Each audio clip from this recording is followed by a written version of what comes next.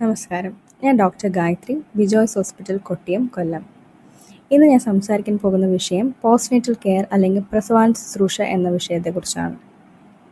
പ്രസവരക്ഷ ആവശ്യമായ ഒന്നാണോ? അത് ചെയ്തില്ലെങ്കിൽ ഭാവിയിൽ നടുവേദന വരുമോ? അല്ലെങ്കിൽ കുട്ടിക്ക് വേണ്ടത്ര പാല് കിട്ടാതാകുമോ? അല്ലെങ്കിൽ വയറ് കുറയാതെ പോകുമോ? പഴയ പോലെ ശരീരത്തിനെ തിരിച്ചു കൊണ്ടുവരാൻ സാധിക്കാതെ വരുമോ? ഇങ്ങനെ പല ചിന്തകളും ഇന്ന് ഒട്ടുമിക്ക അമ്മമാരിലും കണ്ടുവരുന്നത് കാണാം. പ്രസവരക്ഷ എന്ന് ഉദ്ദേശിക്കുന്നത് കൊണ്ട് എന്തെല്ലാം കാര്യങ്ങളാണ് അതിൽ ഉൾപ്പെടുന്നതെന്നുള്ളത് പലരുടെയും ഒരു സംശയമാണ്. സൂതിക കാല എന്ന് പറയുന്നത് പ്രസവശേഷമുള്ള ആദ്യത്തെ 45 ദിവസത്തെയാണ്. ഈ സമയങ്ങളിൽ അമ്മയ്ക്ക് ഉണ്ടാവുന്ന പ്രധാനപ്പെട്ട പ്രശ്നം എന്ന് പറയുന്നത് ദഹനത്തിനുണ്ടാവുന്ന ബുദ്ധിമുട്ട്, ശരീരത്തിലുണ്ടാവുന്ന വാത നടുവേദനകൾ, ജോയിൻറ്റ് പെയിൻസ്, ക്ഷീണം, ഇതൊക്കെയും അതോടൊപ്പം തന്നെ വേണ്ടത്ര മുലപ്പാൽ കുട്ടിക്ക് കൊടുക്കാൻ സാധിക്കുന്നില്ല എന്നുള്ളതൊക്കെയാണ് ഒരു അമ്മയ്ക്ക് ആദ്യം നേരിടുന്ന ഏറ്റവും പ്രധാനപ്പെട്ട പ്രശ്നങ്ങൾ. ഈ സൂതിക കാല അല്ലെങ്കിൽ പ്രസവശേഷമുള്ള ഈ ആദ്യത്തെ ദിവസങ്ങളിൽ ഏറ്റവും പ്രധാനമായി ശ്രദ്ധിക്കേണ്ടത് നമ്മുടെ ദഹനത്തിന് തന്നെയാണ്. പ്രസവശേഷം കഞ്ഞി കുടിക്കുന്നത് വളരെ നല്ലതായിരിക്കും. ഈ കഞ്ഞിയിൽ കുറച്ച് ചുക്ക്, ജീരകം, തിപ്പലി ഒക്കെ ചേർത്ത് കഞ്ഞി കുടിക്കുന്നത് കൊണ്ട് ദഹനത്തിനെ നല്ല രീതിയിൽ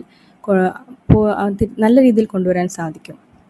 അതോടൊപ്പം തന്നെ ജീരകവെള്ളം, പിന്നെ വെളുത്തുള്ളി ചേർന്ന ആഹാരം, ഇതെല്ലാം തന്നെ മുലപ്പാൽ കൂടുതൽ ഉണ്ടാകുവാനും അതോടൊപ്പം തന്നെ ദഹനത്തിനെ പഴയ നിലയിലോട്ട് കൊണ്ടുവരാനും സാധിക്കും.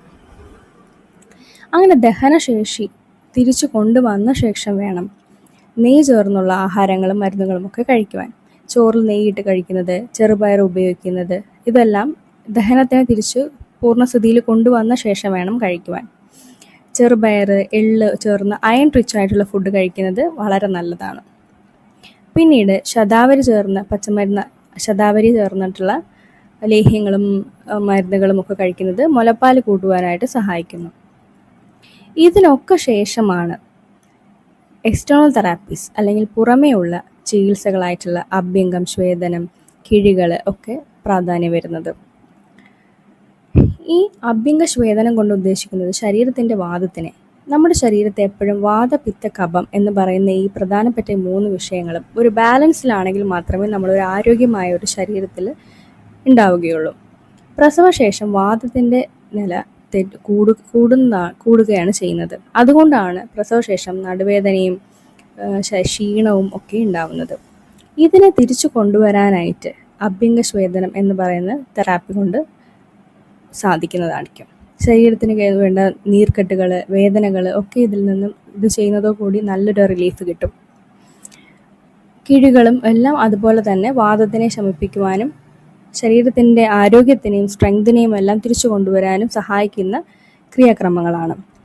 ഇതോടൊപ്പം തന്നെ പ്രസവശേഷം അരിഷ്ടങ്ങളും കഷായങ്ങളും ലേഹ്യങ്ങളും ഒക്കെ കഴിക്കാമോ എന്ന്, അതുകൊണ്ട് എന്തെങ്കിലും ദോഷമുണ്ടോ എന്ന് പലരും ചോദിക്കാറുണ്ട്.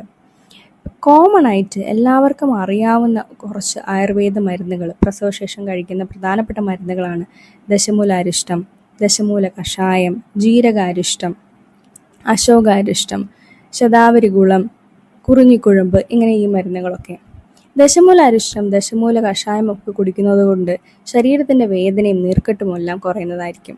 ധന്വന്തരം ഗുളിക, ധന്വന്തരം തൈലമെല്ലാം ഉപയോഗിക്കുന്നത് കൊണ്ട് ശരീരത്തിൻ്റെ വാതത്തിനെ ബാലൻസ് ചെയ്ത് കൊണ്ടുവരാൻ സഹായിക്കുന്നതാണ്. ശതാവരി ഗുളം, ശതാവരി ലേഹ്യമൊക്കെ കഴിക്കുന്നത് ശരീരത്തിൻ്റെ മുലപ്പാൽ കൂട്ടിക്കൊണ്ടുവരാനും വേണ്ടത്ര ബ്രസ്റ്റ് മിൽക്കിന് അത് വളരെയധികം ഉപയോഗപ്പെടുന്നൊരു കാര്യമാണ്. ജീരകാരിഷ്ടം കുടിക്കുന്നത് കൊണ്ട് ശരീരത്തിൻ്റെ ഡൈജഷൻ, ഗ്യാസ്, വയറുപെരുക്കം, ദഹനത്തിനുള്ള ബുദ്ധിമുട്ട്, ഇതെല്ലാം തന്നെ നല്ല രീതിയിൽ മാറ്റിക്കൊണ്ടുവരാൻ സാധിക്കും. പ്രസവശേഷം അമ്മയുടെ ശരീരം എത്ര ആരോഗ്യത്തോടു കൂടിയും ഇരിക്കുന്നുവോ അത്രയും മാനസിക സമാധാനം അവർക്ക് ലഭിക്കുന്നതാണ്. ഒരമ്മയ്ക്കും കുഞ്ഞിനും പ്രസവശേഷം ഉണ്ടാകുന്ന ആ കാലഘട്ടത്തിൽ ഏറ്റവും അത്യാവശ്യം വേണ്ടത് ശരീരത്തിന് റെസ്റ്റും അതോടൊപ്പം നല്ല ഉറക്കവുമാണ്. നല്ലൊരു എൻവയോൺമെൻറ്റ്, സ്ട്രെസ് ഫ്രീ ആയിട്ടുള്ള ഒരു സിറ്റുവേഷനിലൂടെ പോവുകയാണെന്നുണ്ടെങ്കിൽ പ്രസവശേഷമുള്ള കാലഘട്ടം വളരെ നല്ല രീതിയിൽ അവർക്ക് എൻജോയ് ചെയ്യാൻ സാധിക്കുന്നതാണ്. പിന്നെ പലരും ചോദിക്കാറുണ്ട്, എപ്പോഴാണ് യോഗകളൊക്കെ ചെയ്യേണ്ടതെന്ന്. ഒരു 4 തൊട്ട് 6 ആഴ്ചകൾക്ക് ശേഷം ചെറിയ സ്ട്രെച്ചിങ് എക്സസൈസ്, യോഗകളെല്ലാം അമ്മമാർക്ക് ചെയ്ത് കൊണ്ടുവരാവുന്നതാണ്. അത് ശരീരത്തിന് ഒരു എനർജി, ബ്ലഡ് സർക്കുലേഷൻ എല്ലാം ഇമ്പ്രൂവ് ചെയ്യാനായിട്ട് സഹായിക്കും.